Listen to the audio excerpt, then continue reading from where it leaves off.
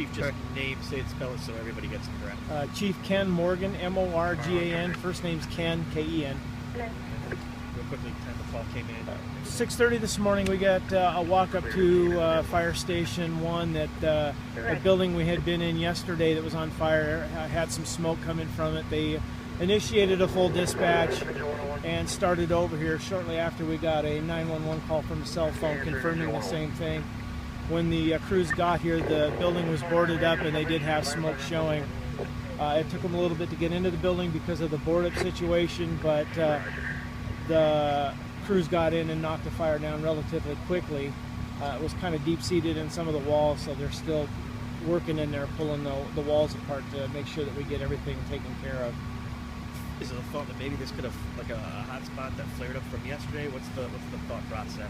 There's some inconsistencies with that theory, and because of that, we're going to bring the state fire marshal in and have their dog run through the building. They should be here shortly, simply because we're not 100% sure what's going on right now.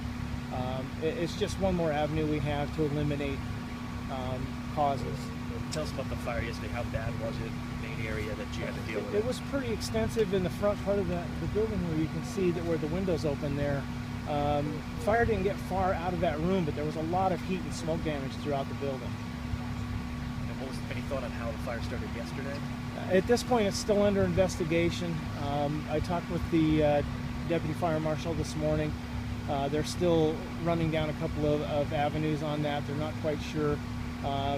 And because of the fact that there was fire in different locations this morning, they're going to bring in another team from the state to help them investigate it.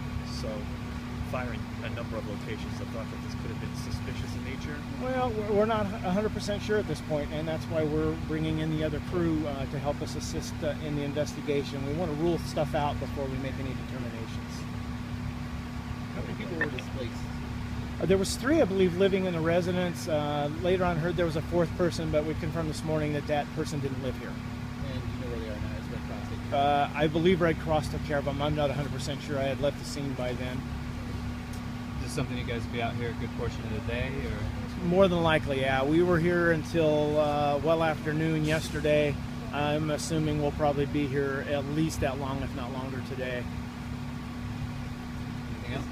Is it common for something like that to happen? Very unusual for it, and the reason that we do an extensive, we refer to it as fire watch. After a fire in a situation like this, we keep crews on scene while the investigators here, but primarily to help make sure that the fire is out. We were here till well after noon yesterday, so that kind of raises some questions as to whether it could be a rekindle or whether it could be from another source. And yesterday's fire broke out around what time? You guys recall? Yesterday's fire was 7:31. Ironically, this one was 6:31 this morning, the reports. Thank you. Thank you.